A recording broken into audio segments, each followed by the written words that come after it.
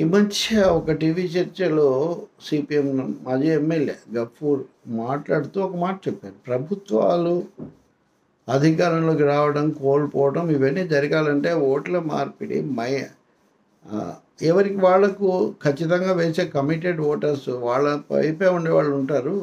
కానీ తటస్థంగా ఉండే ఓటర్లు 2%, 4% ఉంటారు. ప్రభుత్వాల మార్పు అన్నది ఈ తటస్థ ఓటర్లు అనేది కీలక పాత్ర వహిస్తారు. ఇలాంటి వాళ్ళని తిప్పుకోవడం ద్వారానే ఎవరైనా గెలుస్తారు. తెలుగుదేశం వాళ్ళు కూడా ఇతర హడావుడి చేయడం కాకుండా ఈ తటస్థ ఓటర్లు అనే వాళ్ళను ఆకట్టుకుంటారా లేదా అనేది చూడాల్సి ఉంటుంది అని ఒక మాట చెప్పారు ఆయన. ఆ మాట ఒక ఐఏఎస్ అధికారి చెప్పాడని కూడా చెప్పారు. ఇది ముఖ్యమైన అంశమే. ఏ సర్వేలో చూసినా ఓట్ల తేడా 2% మించి లేదు. కాబట్టి ఖచ్చితంగా ఏపీలో ఉన్న లోపమే ఇది. వైసీపీ కానీ టీడీపీ కానీ ఎవరు తమను కాస్త విమర్శిస్తే వెంటనే వీళ్ళు అవతలి వాళ్ళ ఏజెంట్లు అని ముద్ర వేసేస్తున్నారు. పెయిడ్ బ్యాచ్, పేటిఎమ్ ఇవన్నీ చాలా చెత్త పదాలు కనిపెట్టారు. వాళ్ళు పోషిస్తున్నారు, ఇద్దరు పోషిస్తున్నారు.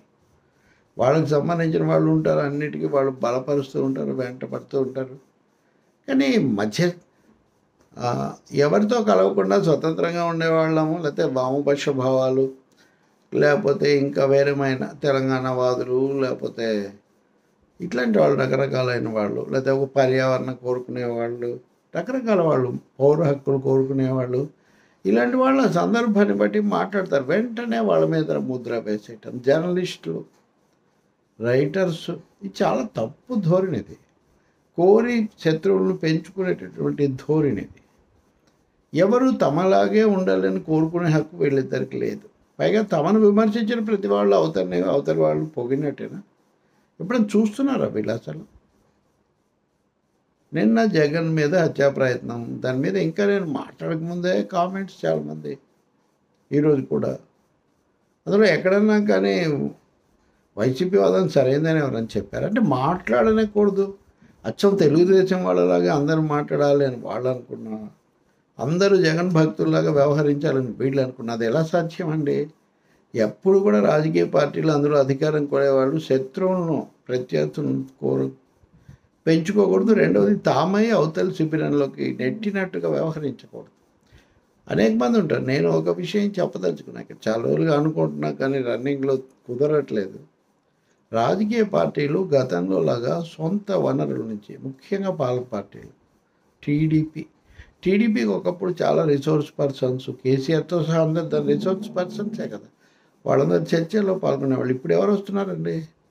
ఇప్పుడు వచ్చే వాళ్ళంతా వీలైన కొద్ది శక్తి కొద్దీ తిట్టేటటువంటి వాళ్ళు 80% వాళ్ళే ఉన్నారు ఇప్పటికి. కానీ ఉన్నవాళ్ళు ఫోన్ చేసుకొని వాతావరణాన్ని, ధోరణి వాళ్ళు భరించే పరిస్థితి లేదు. వాళ్ళు వస్తున్నారు, వాళ్ళు రాగానే ఇంకోటి కొన్ని మీడియాలను, కొన్ని సోషల్ మీడియాలను పోషించడంతో వాళ్ళు తమ మనుగడ కోసం కొన్ని రకాల ధోరణులను వాళ్ళు పెంచుతుంటారు. ఇది చాలా చాలా సంక్లిష్టమైన సమస్య. మొత్తంగా పార్టీ ప్రయోజనాలు, రాష్ట్ర ప్రయోజనాల కంటే తమ మనుగడకు సంబంధించిన ప్రయోజనాలు ఈ బ్యాచ్ని చాలా ప్రభావితం చేస్తుంటాయి, నడిపిస్తుంటాయి. ఈ సమస్య వైసీపీ కూడా ఉంది. వైసీపీ వాళ్ళ తరఫున వచ్చిన వాళ్ళు ఇక జగన్ను పొగట్టం, జగన్ మీద విమర్శ చేస్తే వెంటనే వాళ్ళు ఏదో అమ్ముడుపోయారని చెప్పడం, ప్రతిదాన్ని పెయిడ్ బ్యాచ్, ప్రతిదానికి పేటిఎం. ఈ చెత్త పేరు ఎక్కడ తెచ్చారు? ఎందుకు పెట్టారు? మీరేమో అధికారికంగా హెయిర్ చేసుకుంటారు. ఇప్పుడు ఎలా ఉంటుంది?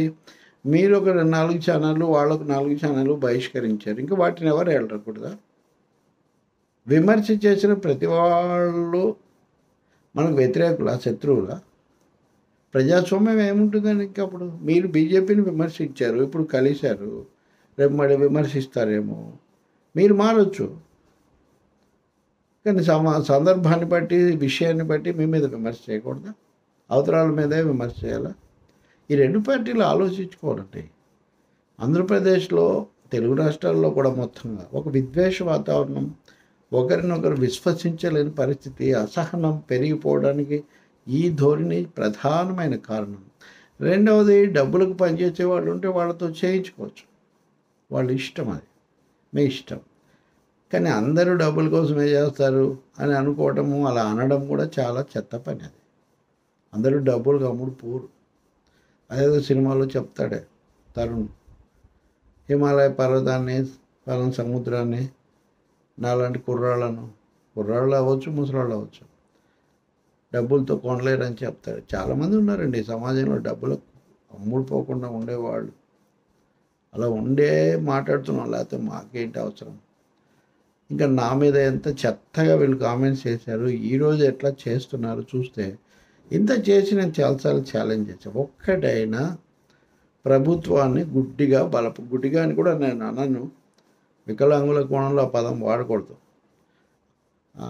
అనాలోచితంగా విమర్శన రహితంగా అనే పదం వాడతాను, గుడ్డిగా అనే పదం ఉపసంహరిస్తాను.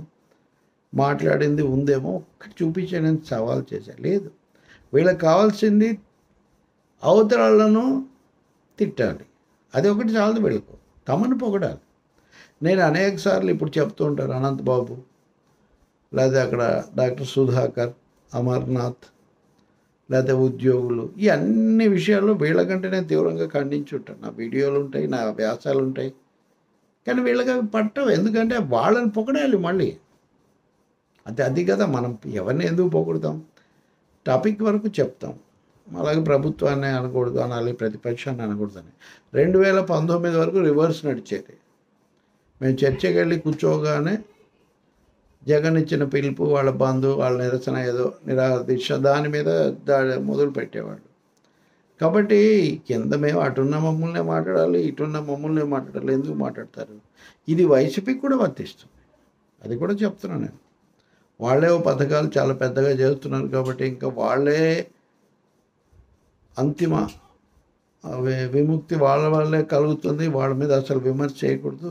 అన్నింటి మించి విమర్శ చేసిన వాళ్ళంతా చంద్రబాబు మనుషులు, అమ్ముడు పోయిన వాళ్ళు అంటాం. చాలా నోరు పారేసుకోవడం చాలా తప్పండి, చాలా తప్పు. సో నేను ఇప్పుడు కూడా చెప్పేది ఏంటంటే, మొదట నేను గఫూర్ కామెంట్ చెప్పినట్టుగా మీరు మీతో ఏకీభవించలేకపోవడము, స్వతంత్రంగా ఉండటము, భిన్నాభిప్రాయాలు చెప్పటం అన్నదాన్ని గౌరవించకపోతే ఆమోదించకపోతే కనీసం భరించండి. అది కనీసం మినిమం ప్రజాస్వామ్యం. అది మీకు తోచినట్టుగా ప్రతి వాళ్ళను తిట్టిపోస్తే చివరికి ఏడవటానికి కూడా ఎవరు మిగలరు. ఇప్పుడు మోడీతో కలుస్తున్నారు, వాళ్ళు కలిసే ఉన్నారు, మీరు కలుస్తున్నారు. మోడీ మీతో ఇలాగే చివరిదాకా ఉంటాడని నమ్ముతున్నారా? సాధ్యమేనది? అప్పుడు ఎవరు మాట్లాడతారు మీ గురించి? మీరందరూ ఆందోళనలు ఇవి మొదలుపెట్టినప్పుడంతా ఢిల్లీకి వెళ్ళి ఎవరిని కలుసుకుంటున్నారు? ఈ వామపక్ష నాయకులను, ఈ లౌకిక పార్టీల నాయకులను కదా. వాటి భావాలు చెప్పేవాళ్ళు ఇక్కడ ఉండరా? స్వతంత్రంగా అలాంటి ఆలోచన ధోరణి కలిగిన వాళ్ళు ఉండమా? జర్నలిస్టులుగా మాకు సొంత పరిశీలనలు ఏమి ఉండవా? కాబట్టి సహనం పెంచుకోండి. విమర్శించిన ప్రతివాడు పరమ ఆగర్భ శత్రువు అన్నట్టుగా చూడకండి. అలాగే అభిప్రాయం చెప్పిన వాడు ప్రతివాడు అమ్ముడుపోయాడనే చెత్త బుర్రలో నుంచి తొలగించండి. ఎవడు పుట్టలేదు ఇంకా కొనేవాడు. ఇప్పుడు వెంటనే మళ్ళీ వస్తారు, మీరు బాధపడకండి. అవి ఎవడు బాధపడతాడండి?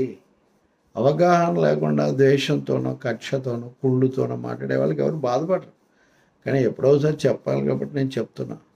ఈ స్వతంత్ర భూమిక పోషించే వాళ్ళను, విస్తృతమైన కోణంలో వ్యవహరించే వాళ్ళను కాపాడుకోండి. ఎక్కువగా వామపక్ష భావాలు, అభ్యుదయ ఉద్యమాలకు సంబంధించిన వాళ్ళు అలా ఉంటారు. వాళ్ళలో కూడా కొంతమంది దీంట్లో కొట్టుకుపోయి ఉండొచ్చు ఎవరైనా. కానీ స్థూలంగా దాదాపుగా ఎక్కువ భాగం వాళ్ళు ప్రజల కోణం, దేశం కోణం చూస్తూ ఉంటారు. వాళ్ళను కూడా శత్రువులుగా చూడకండి, వాళ్ళ మీద నిందలు వేయకండి.